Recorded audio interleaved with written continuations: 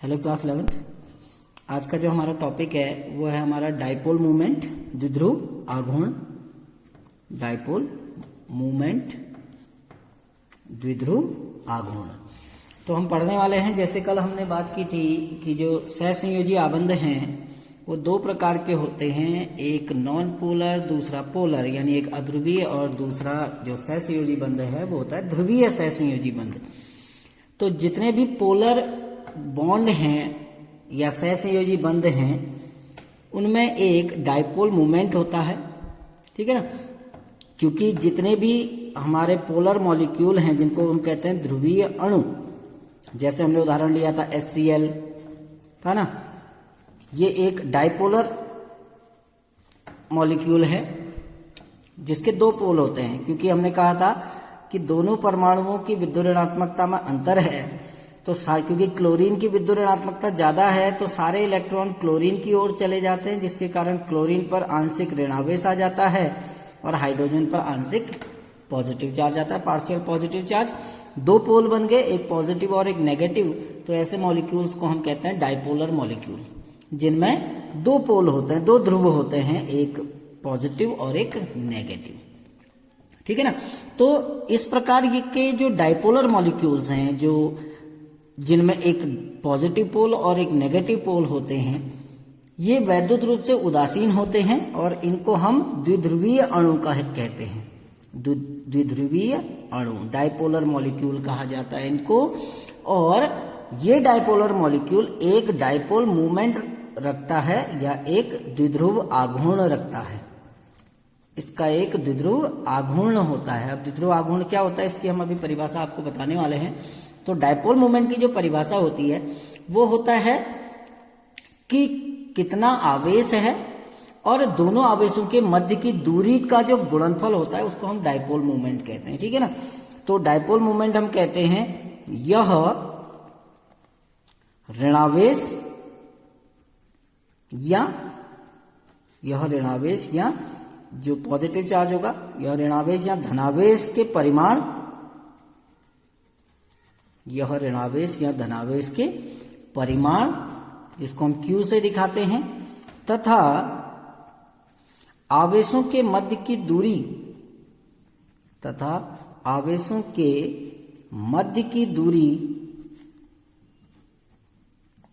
जिसको हम D से शो कर रहे हैं, के गुणनफल के बराबर होता है, के गुणनफल के बराबर होता है,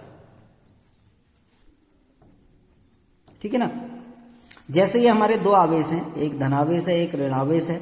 माना आवेश का जो मात्रा है वो Q है और इन दोनों आवेशों के बीच की दूरी D है।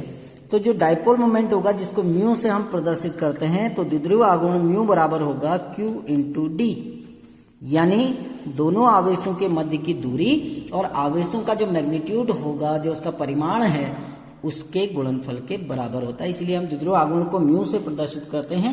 तो म्यू इज इक्वल टू हम लिख देते हैं Q इंटू डी। तो ये जो Q है कि इसका जो मान होता है 10 to the power -10 ESU, electrostatic unit, और जो D है, D का जो मान होता है वो होता है 10 to the power -8 centimetre, 10 to the power -8 centimetre. और जब हम इन दोनों को गुणा करेंगे, क्योंकि म्यू इज इक्वल टू होता है Q इंटू डी, और जब दोनों को गुणा करेंगे तो यह आएगा 10 to the power -18, 10 to the power -18। Unit क्या हो जाएगी, ESU सेंटीमीटर।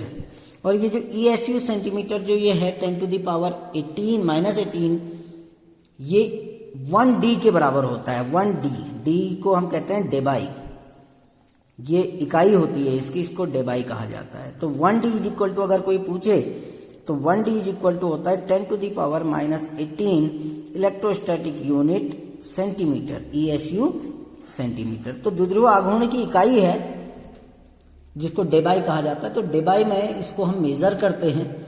जैसे अगर आपको कहा जाए कि किसी अणु का जो द्विध्रुव आघूर्ण है वो mu is equal to 3.5D या कोई भी वैल्यू दी हो, तो इसका मतलब क्या हुआ, 3.5 डेबाई का मतलब हुआ कि 3.5 into 10 to the power -18 ESU centimetre, electrostatic unit, और सेंटीमीटर का गुणनफल इतना आएगा। ठीक है ना। तो इसकी जो SI इकाई होती है द्विध्रुव आघूर्ण की, जो SI यूनिट है वो है कूलाम मीटर। SI यूनिट अगर हम इसकी देखें तो वो होती है कूलाम मीटर। ठीक है ना, डायपोल मोमेंट की। अब डायपोल मोमेंट जो है वो एक सदिश राशि है, इसको हम एक सदिश राशि कहते हैं। ठीक है ना, इसीलिए इसको जब हम प्रदर्शित करते हैं किसी भी जो डायपोलर बॉन्ड है, या जैसे HCl में जो बॉन्ड है जिसको हम पोलर बॉन्ड कहते हैं, उस पोलर बॉन्ड में इसकी जो डायरेक्शन होती है उसको हम इस प्रकार से शो करते हैं। ठीक है ना, जो डायपोल मोमेंट की जो डायरेक्शन है वो इस प्रकार शो किया जाता है, जो पॉजिटिव सिरे से नेगेटिव सिरे की ओर निर्देशित होता है। हमेशा धनावेशित सिरे से ऋणावेशित सिरे की ओर इसको प्रदर्शित किया जाता है। ठीक है ना। अब जैसे हम बात करते हैं, कोई द्विपरमाणविक अणु है, द्विपरमाणविक अणु, क्योंकि अणु दो प्रकार के होते हैं, एक द्विपरमाणविक होते हैं, एक मल्टीमॉलिक्यूलर होते हैं, जिनको हम कहते हैं बहुपरमाणविक अणु। तो अभी हम द्विपरमाणविक अणु की बात कर रहे हैं। ठीक है ना, जैसे उदाहरण के लिए आपका HF है ना, HCl है, HBr है, HI है, ये सब आपके इनमें एक डायपोल मूवमेंट होगा। और उस डायपोल, अब क्योंकि हमको पता है फ्लोरीन की विद्युत ऋणात्मकता ज्यादा है तो इस पर नेगेटिव चार्ज हो जाएगा, इस पर पॉजिटिव। ऐसे यहाँ क्लोरीन पे नेगेटिव, हाइड्रोजन पर पॉजिटिव, यहाँ ब्रोमीन पे नेगेटिव, हाइड्रोजन पे पॉजिटिव, यहाँ आयोडीन पे नेगेटिव और हाइड्रोजन पे पॉजिटिव। ये डेल्टा का साइन इसलिए बता रहा हूं, ये आंशिक को शो करने के लिए होता है, क्योंकि ये नेगेटिव चार्ज कंप्लीट नहीं है, ये पार्शियल नेगेटिव चार्ज है। आंशिक रूप से ऋणावेश और आंशिक रूप से जो पॉजिटिव चार्ज है उसको शो करने के लिए हम डेल्टा का प्रयोग करते हैं। अब जो डायपोल मूवमेंट होगा, क्योंकि इलेक्ट्रॉन इस दिशा में फ्लो हो रहे हैं तो डायपोल मूवमेंट की दिशा भी इधर ही को होगी। वैसे भी डायपोल मूवमेंट हमेशा धन सिरे से ऋण सिरे की ओर प्रदर्शित किया जाता है, तो एक ही दिशा में आपका डायपोल मूवमेंट प्रदर्शित होगा, क्योंकि इलेक्ट्रॉन का फ्लो भी इसी दिशा में हो रहा है, कि क्लोरीन की विद्युत ऋणात्मकता ज्यादा है। तो इस प्रकार हम यहाँ डायपोल मूवमेंट को शो करते हैं। डायपोल मूवमेंट का मान अगर हम देखें तो HF में होता है 1.7 D के करीबन, है ना, HCl में होता है 1.07 D के करीबन, इसमें अगर देखेंगे तो 0.79 D के करीबन होता है, और इसमें 0.38 D के करीबन होता है। तो डायपोल मूवमेंट धीरे धीरे डिक्रीज हो रहा है। क्यों डिक्रीज हो रहा है? क्योंकि फ्लोरीन, क्लोरीन, ब्रोमीन, आयोडीन, इनकी विद्युत ऋणात्मकता घटती है। जब हम नीचे को जाते हैं तो जो विद्युत ऋणात्मकता है वो ऊपर से नीचे जाने पर घटती है, डिक्रीज हो रही है। सबसे ज्यादा विद्युत ऋणात्मकता किसकी ज्यादा है? फ्लोरीन की। तो सबसे ज्यादा डायपोल मूवमेंट फ्लोरीन का होगा, क्योंकि आवेश ज्यादा बढ़ जाएगा, क्योंकि इलेक्ट्रॉन ज्यादा शिफ्ट होंगे तो आवेश बढ़ जाएगा, क्योंकि जो म्यू होता है वो होता है Q इंटू डी। विद्युत ऋणात्मकता ज्यादा है ना, तो आवेश का मान बढ़ जाएगा। तो जब, क्योंकि सारे इलेक्ट्रॉन फ्लोरीन की ओर को, इसकी विद्युत ऋणात्मकता ज्यादा है तो फ्लोरीन द्वारा ज्यादा खींचे जाएंगे, जिसके कारण डायपोल मूवमेंट का मान भी बढ़ जाएगा। अब हम आते हैं बहुपरमाणविक अणु में। बहुपरमाणविक, मल्टी एटॉमिक जिसको हम कहते हैं बहुपरमाणविक अणु। ऐसे बहुत सारे बहुपरमाणविक अणु होते हैं जिनमें 2 से ज्यादा परमाणु उपस्थित होते हैं। जैसे H2O है, ये जल के अणु का एक उदाहरण है, H2O। ठीक है ना। अब इनमें भी 2 प्रकार के अणु आते हैं बहुपरमाणविक में। 2 कौन से होते हैं? एक होते हैं असम्मित, असम्मित व जिनकी ज्यामिति कैसी होती है? कोणीय अणु, कोणीय ज्यामिति वाले अणु। तो पहले कैसे होता है? असम्मित, और जिनकी ज्यामिति कैसी होती है? कोणीय ज्यामिति होती है। देखो आपको एक कोणीय ज्यामिति दिख रही है।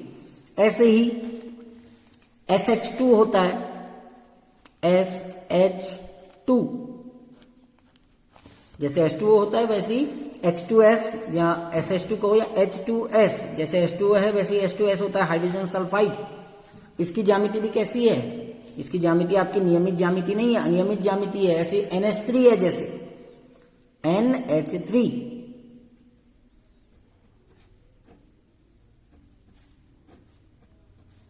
ये है ना। इसकी ज्यामिति भी आपकी सममित ज्यामिति नहीं होती है, मैं पीछे पढ़ा चुका हूं, क्योंकि इसमें लोन पेयर होते हैं इधर। तो जब लोन पेयर होंगे तो कभी भी, यानी जब एकाकी युग्म होंगे तो कभी भी ज्यामिति सममित नहीं होगी, असममित ज्यामिति होती है।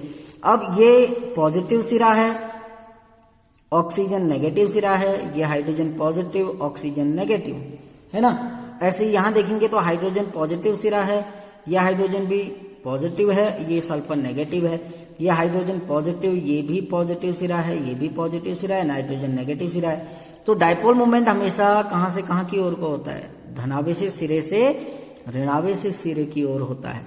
तो दोनों जो डायपोल मोमेंट पढ़ रहे हैं वो एक ही दिशा में आ रहे हैं। देखिए ये भी ऊपर को, ये भी ऊपर को। ऐसे ही यहां भी क्या होगा, देखो इसका डायपोल मोमेंट इस दिशा में और इसका डायपोल मोमेंट भी इसी दिशा में, यानी डायपोल मोमेंट एक दिशा में है। तो ये एक दूसरे को कैंसिल नहीं करेंगे। कहने का तात्पर्य है ये कभी भी एक दूसरे को निरस्त नहीं करेंगे। अभी हम दूसरे अणु में देखेंगे तो वहां निरस्त हो जाएगा। यहां भी देखिए डायपोल मोमेंट एक ही दिशा में डायपोल मोमेंट होगा, देखिए, क्योंकि जो इलेक्ट्रॉनों का विस्थापन हो रहा है वो एक ही दिशा में हो रहा है। तो ऐसे अणुओं का जो द्विध्रुव आघूर्ण होता है वो कभी भी शून्य नहीं होता है। यानी जो असममित और कैसे हैं, एंगुलर ज्योमेट्री वाले हैं, कोणीय ज्यामिति वाले जो अणु हैं, उनका डायपोल मोमेंट कभी भी जीरो नहीं होता है, क्योंकि इलेक्ट्रॉनों का विस्थापन एक ही दिशा में होता है ना। तो इनका डायपोल मोमेंट कभी भी जीरो नहीं होगा। जैसे इसका डायपोल मोमेंट अगर हम देखें mu is equal to 1.84 D होता है, इसका अगर डायपोल मोमेंट देखें 0.90 डी होता है। इसका डायपोल मोमेंट अगर हम देखें तो इसका 1.49 डी के करीबन होता है, डेबाई के करीबन।